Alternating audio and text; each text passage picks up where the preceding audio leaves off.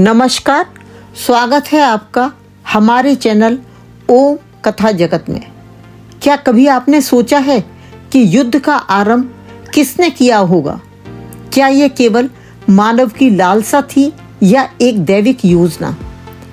आज हम सुनेंगे उस कथा को जहां एक देवता का जन्म ही युद्ध की उत्पत्ति बन गया।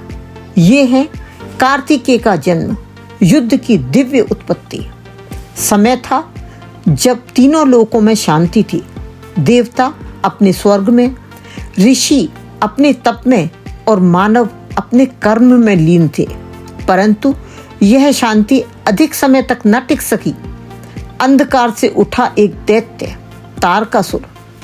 उसने ब्रह्मा से वरदान पाया, हे ब्रह्मदेव, मुझे केवल भगवान शिव के पुत्र द्वारा ही मारा जा सके। ब्रह्मा मुस्कुराए, क्योंकि वे जानते थे शिव तो अब समाधि में है, तप में लीन है और उनके पास पुत्र होने की कोई संभावना नहीं। तारकासुर ने सोचा, अब मुझे कौन रोकेगा, और उसने आरंभ किया अपना अत्याचार। देवताओं पर, ऋषियों पर, यहाँ तक कि स्वर्ग पर भी उसने आक्रमण कर दिया। इंद्र का वज्र टूट गया, वरुण का जल स्थिर हो गया, अग्नि का तेज मंद पड़ गया। चारों ओर केवल भय था और विनाश का राज। देवताओं ने त्रिमूर्ति की शरण ली। ब्रह्मा ने कहा, तारकासुर को कोई नहीं मार सकता सिवाय भगवान शिव के पुत्र के। विष्णु बोले, परंतु महादेव तो तप में लीन है। सती के देह त्याग के बाद उन्होंने संसार से मुंह मोड़ लिया है। देवताओं के चेहरों पर निराशा फैल गई। अब युद्ध का अंत केवल एक असंभव जन्म पर निर्भर था। परंतु सृष्टि के नियमों में जहां निराशा होती है, वहीं एक दैवी योजना का जन्म लेती है। धरती पर जन्म ले चुकी थी पार्वती, हिमालय की पुत्री। उनका एकमात्र उद्देश्य था शिव से विवाह। वह जानती थी कि संसार की रक्षा के लिए शिव का हृदय फिर से जागृत करना होना आवश्यक है। उन्होंने वर्षों तक कठिन तप किया। देवताओं ने कामदेव को भेजा, जाओ महादेव की समाधि तोड़ो। कामदेव ने पुष्प बाण छोड़ा।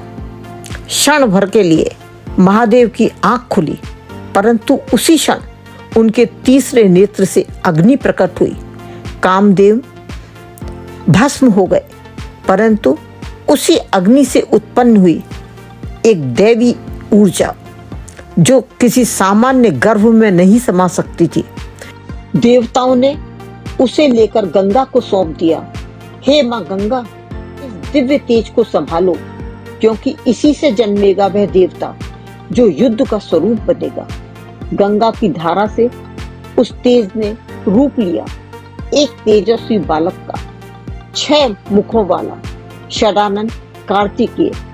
देवताओं ने विस्मय से देखा, वह शिशु नहीं, एक अग्नि का रूप था, जिसकी आंखों में रण का जोश और हृदय में धर्म का बल था। 6 कृतिकाओं ने उसका पालन किया और इसी कारण उसका नाम पड़ा कार्तिकेय। वह केवल एक बालक नहीं थे, वह थे युद्ध का दिव्य सिद्धांत, धर्म की रक्षा के लिए बना वह शक्ति जो अराजकता को समाप्त करती है। जब कार्तिकेय युवावस्था में पहुंचे, देवताओं ने उन्हें सेनापति बनाया और फिर आरंभ हुआ दैविक युद्ध। देवता बनाम दैत्य, धर्म बनाम अधर्म। कार्तिकेय ने अपने भालों से तारकासुर का वध किया। आकाश में गूंज उठे जय घोष, जय स्कंद, जय कुमार। परंतु तभी एक सूक्ष्म सत्य सामने आया। कार्तिकेय का जन्म केवल एक दैत्य को मारने के लिए नहीं था, वह था संतुलन स्थापित करने के लिए। क्योंकि जहां अधर्म बढ़ता है, वहां धर्म के लिए युद्ध आवश्यक हो जाता है।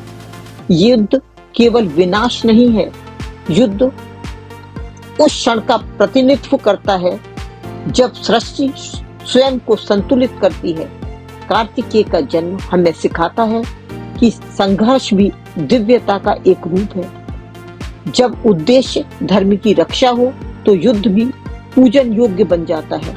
तो अगली बार जब आप युद्ध की कथा सुने तो याद रखें, कभी कभी संघर्ष का भी दिव्य कारण होता है। कार्तिकेय केवल युद्ध के देवता नहीं बल्कि दैविक न्याय के प्रतीक है, जहां से युद्ध नहीं बल्कि धर्म की रक्षा प्रारंभ होती है। अगर आपको ये पौराणिक कथा अच्छी लगी हो तो इस वीडियो को लाइक करें, शेयर करें और सब्सक्राइब करें ओम कथा जगत को, जहां हर कथा एक नई सीख लेके आती है। जय कार्तिकेय। धन्यवाद।